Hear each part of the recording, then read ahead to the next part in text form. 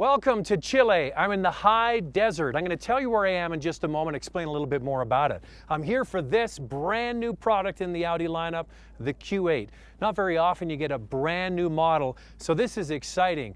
What they've basically done is taken the 3-row, 7-passenger Q7 and turned it into more of a coupe-like, sportier version.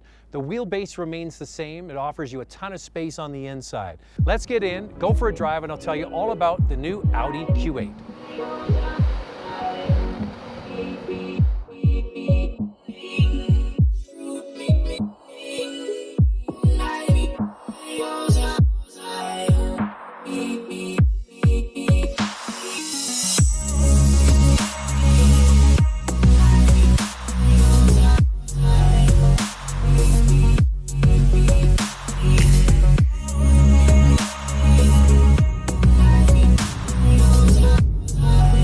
Before I get into the specs of this new Q8, a little background on where we are.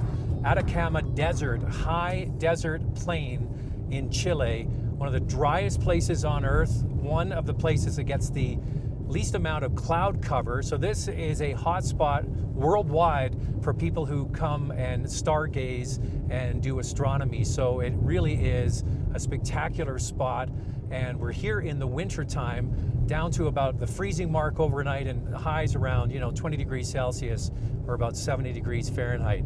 Just a spectacular spot for what Audi hopes is going to be a spectacular vehicle for them. So what they've done with this new Q8 is take the Q7, make it shorter, make it sportier, crop the roof, give it a more sleek and sexy look. Now we've seen this from other manufacturers, but this one is a little bit different. So the good thing about not being the first into this sort of coupe-like utility space is you get to learn from the others and do what's good and leave some other things behind. So we'll start on the outside, 66 millimeters shorter. As I mentioned, the roof line has been dropped by 35 millimeters, but the product's a little bit wider than the Q7 by about 27 millimeters. And you notice that on the outside, the shoulders, the front fenders, the rear fenders, they have haunches, they give accent lines. They make the product look much more hunkered down and sportier looking. Now you also notice the light bar that goes right across the back of the Q8, and that's to give it a family resemblance to the rest of the new Audi products that are also coming with that light bar. At the front, the grille is not as big as the Q7. It's a little bit narrower, but a bit wider. And the headlamps are a bit more sleek as well, giving it that sportier look. Around the back, the exhaust tips have been integrated into the lower valance to give this new Q8 a sportier look. Wheel sizes are really quite dramatic. They go from 19 inches up to 22 inches. But the one thing that was noted here yesterday is the diameter, not only of the wheels, but the tires is also bigger. So when you put big wheels on a vehicle, especially a sleeker looking one, it certainly looks much sportier. Now, the Q8 that we're going to get in North America comes with one engine. There are other TDI products here, but we're not going to get those in North America. It is the 3-liter turbocharged 6-cylinder with 340 horsepower, and it's a great power plant, and it's doing everything perfectly well today, even though we are at altitude. Quattro all-wheel drive, and then you get add-ons that you can put as different packages. For example, the regular springs are steel springs, but you get active dampers. So you can select between comfort, sportiness, and also individual settings through the drive select system. But there will be 2 optional air suspensions, a regular one and then a sport-tuned air suspension. Now, speaking of the suspension, if you get the air suspension, you're also going to be able to get the active rear steering, which turns the wheels opposite to each other at low speeds, which is great for parking in parking lots or low-speed maneuvers in and out of underground parking lots. But at high speeds, the wheels turn in tandem, which gives you much better on-road stability. So the roads here in Chile some of them have been fantastic and some of them have been marginal. And yesterday, driving to the hotel, we were in a big GM van. And I thought, well, these roads are not that good. But then driving the exact same roads today, but in the Q8, it's amazing how this can swallow up all of these bumps and do it with absolute grace. And then when you push it into the corners, it's doing everything perfectly well. So let's talk about the inside now.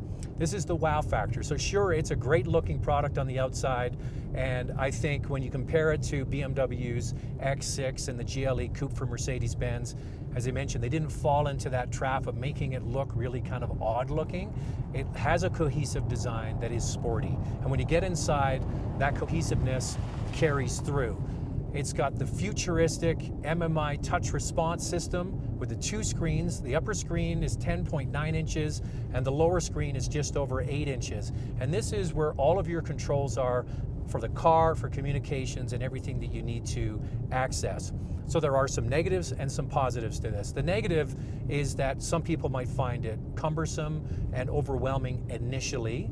And then on top of that, it's a dust and fingerprint magnet, which just means the owner has to take the time, you know, every once in a while to give it a wipe down. But that's not much of a price to pay to have so much more information right here at your fingertips.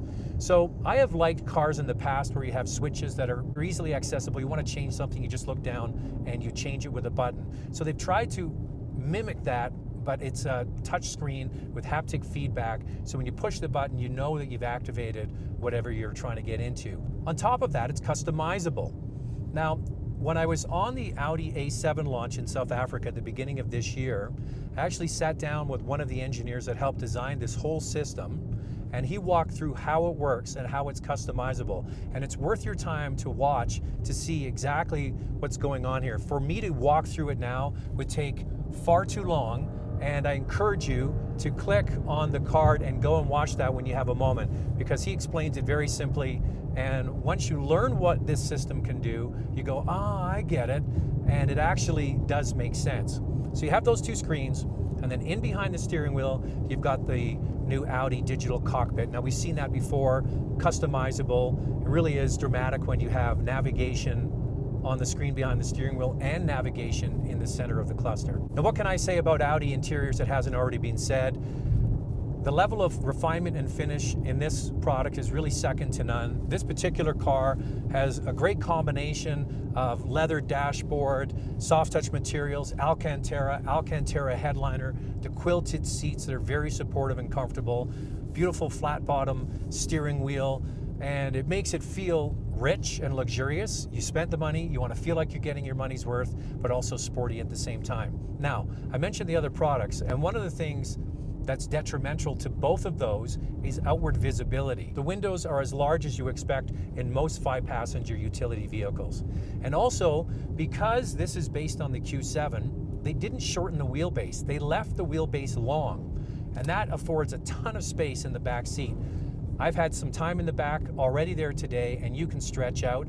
The back seats also slide forward 10 centimeters to add to the already large cargo area at just over 600 liters, so you add even more space when you slide those seats forward. We're getting to drive this new Q8 long before it's available in the Canadian marketplace, and we don't have the specific pricing. So what you need to do is go online to Audi and look at the Q7 and configure a product similar to this, similar engine, and with the features that you might want. And I've been told that you're probably going to pay a little bit of a premium to get this sleeker look. But you also then need to look at the competitors to see what they're charging to get a really good idea of what this new Q8 is going to cost, because it's a competitive marketplace out there, and this product has to compete with them at a price point as well. But as I said at the beginning, it's nice coming in late to the party. Those 2 products have been out for a while. Audi looks at them. What do we like about them? What do we not like about them? And come up with a product that is easy to live with. Like, could you live with this car? Absolutely, every single day. It's big, it's comfortable, it's sleek, it's sporty enough, and it looks rich, looks money, baby.